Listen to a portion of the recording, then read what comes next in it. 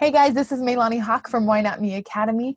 I am so excited to have Heather, the insurance lady, on today. And the reason why is that that's not a super sexy topic by any means. But when Michael and I decided it was time for us to leave corporate America for good and both of us take the plunge, that was one of the biggest hurdles that we came up against is can we really even afford to have healthcare, to have insurance, and especially with a son that's a brain cancer survivor, like what does that mean for us? So, I'm not, if you're thinking about someday leaving corporate America, if you're in the process right now, not everybody needs to leave corporate America. That works great for us, some people. But if you've ever even thought about it, it's definitely an interesting episode as Heather, the insurance lady, talks to us about what your options are and what that looks like. So definitely worth the watch. I hope you enjoy.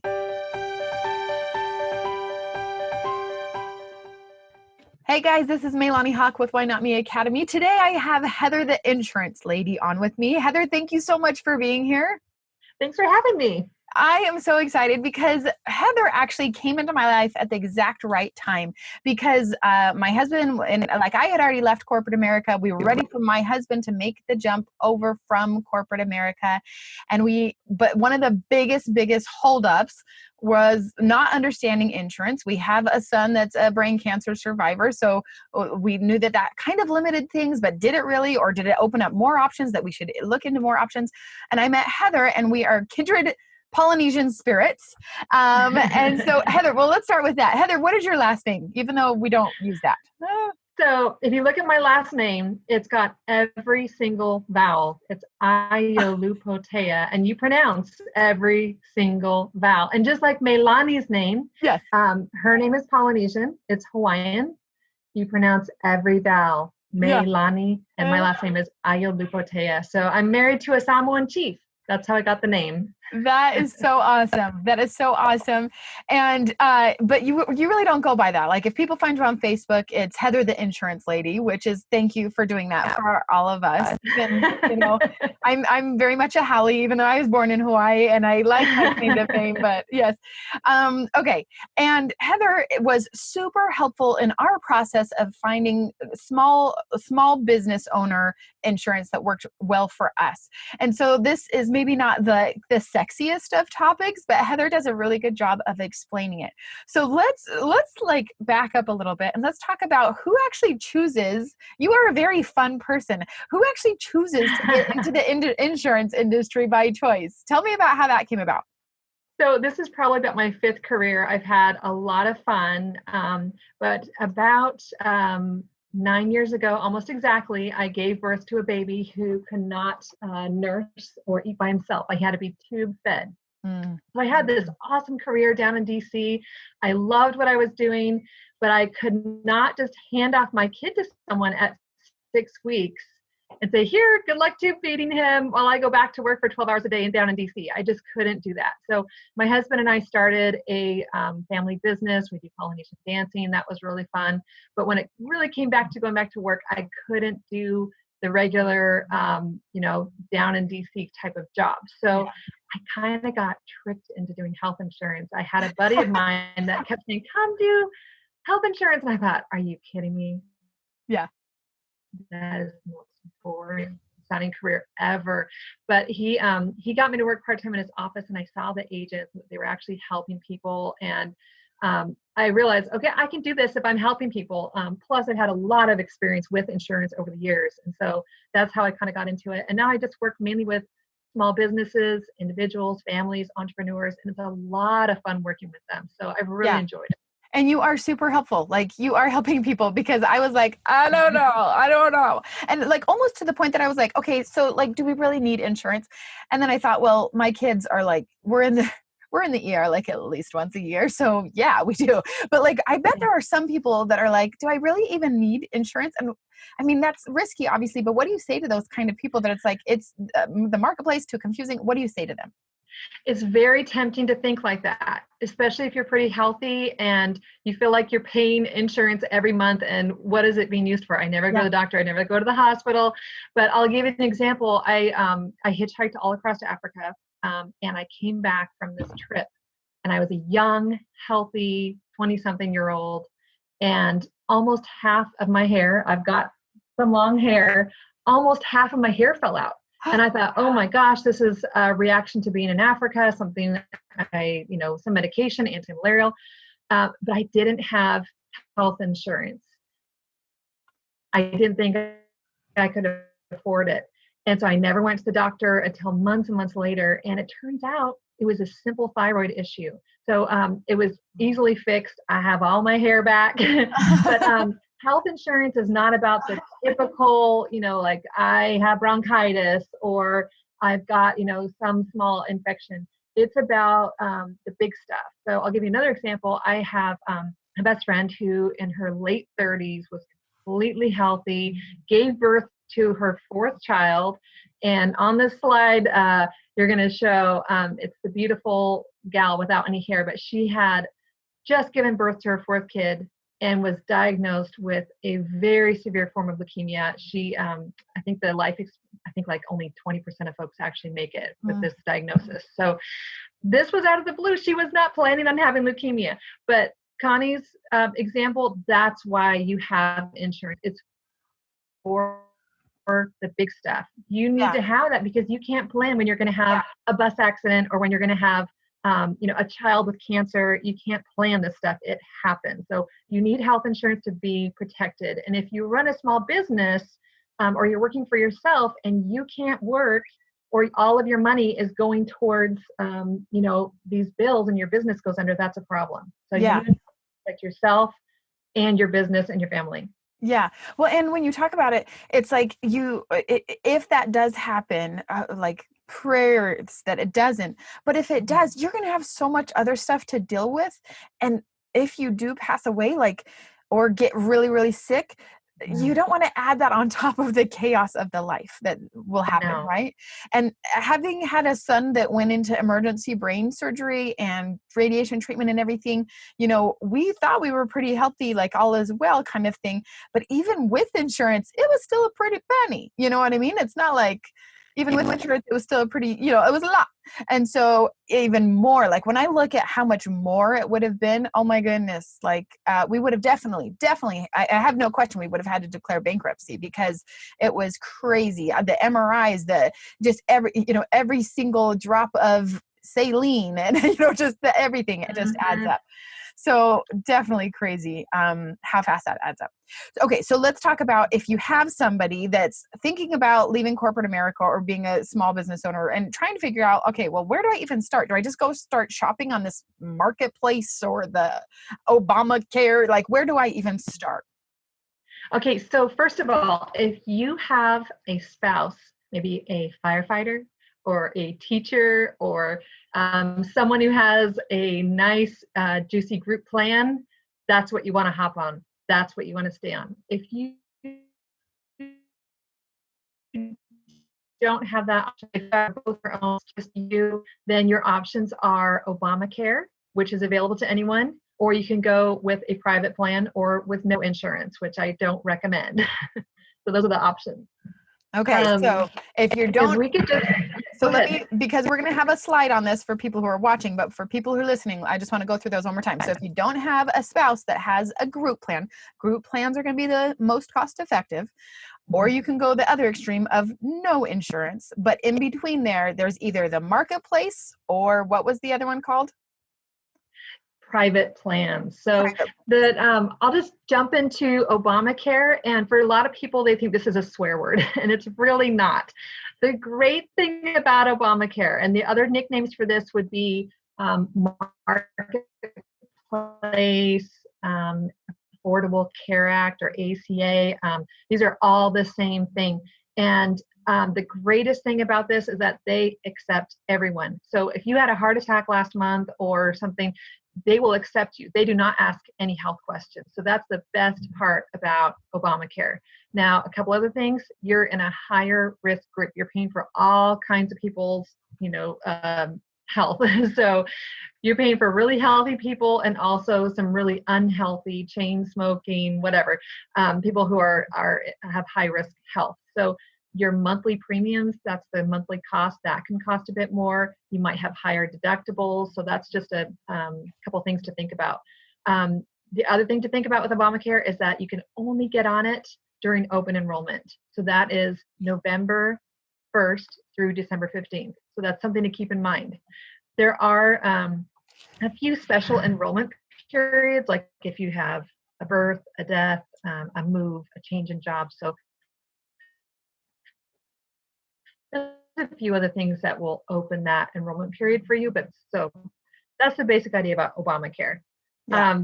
So one thing I hear from some entrepreneurs is that, especially let's take a real estate agent, for example, maybe they're just starting out, they don't have any sales yet, they don't have money for health insurance. So what do? Do you go uninsured? The answer is no. First of all, you might qualify for subsidies through Obamacare. So let's say you make, I don't know, $25,000 a year. You may get the government to help pay for part of your monthly costs. Okay, so that will bring your cost down to be affordable. And Heather, is that based on your last, like, is it based on pay stubs for the last 3 months, or is it based on last year's tax returns? Because if you were doing great, but then you left that, what's it based on? So it's a little bit complicated. They'll look at your tax info and things, but if you're starting a new career, that's a different situation. You have a different job. But they may look at everything. And what I warn people about is that if you think you're going to make maybe in your first year, maybe 25 to 35,000, you want to err on reporting higher income. So err towards $35,000. The reason is, if you say you're making 25,000 and you get subsidies, and then you end up making 40,000. The government will see how much you earn. They'll look at your taxes. So they will say, okay, time to pay us back. So always err on the high side with that. The other thing I'll point out is that you may also qualify for Medicaid, which is a great price. Okay, Medicaid has great prices. The network can be annoying. Trying to find a doctor who will take you might be annoying, but the price is right. So don't be afraid to go with that. If you don't have a budget, you need to have something in place. Okay, so let's dumb it down. Okay, so remember how we had our, spouses plan. We had nothing in between. We had Marketplace / Obamacare, and we have the private plans. And is Medicaid a third option in between there? You're saying? So Medicaid is technically sort of part of the Affordable Care Act. So it is. Okay. Yes, it's Marketplace. So it's kind of in the same basket. Okay. So if we move to someone who's jumped off into starting their own career and they have a good income going already, and they make too much to qualify for those subsidies, so they have a successful business right off the bat. Those are folks who might benefit from a private plan. So the difference with the private plan is that it's not, it doesn't fulfill all of the government's requirements. So maybe the ACA plans require no medical questions. Private plans can ask medical questions. So if you're considered low risk, so if they ask you health questions and you're considered low risk, your premiums are going to be lower. You may have no deductible or a low deductible. You could get much better benefits for less, just because you're a low risk person. You're not likely to be having heart attacks frequently or something. So you don't have to be a marathon runner. But if you're, lower risk, then you may qualify for these plans. The other benefit is that they may give you access to a PPO network, and that means you can go to any doctor, any hospital. You don't have to stay in your network. So a lot of the Obamacare plans tend to be HMOs, which Kaiser's probably the biggest example of an HMO. You have to stay in network. Otherwise, nothing is covered. Or you have to stay within your region, and that brings the cost down for those plans. But if you have a business and you need to be up in Washington State, and then you need to be over in California and elsewhere, a PPO plan might make more sense because it'll cover you all around the country. So those are some of the benefits to the private plans. Okay, so you talked about how if the Marketplace might be good, especially if you can qualify for the subsidies. At what amount would you say, like if our business is making like you said, 25 to 35? So is there an exact breaking point or a range that you can tell us so that people can eliminate if it's like, oh no, I'm definitely I'm not going to qualify for the subsidies? So great question.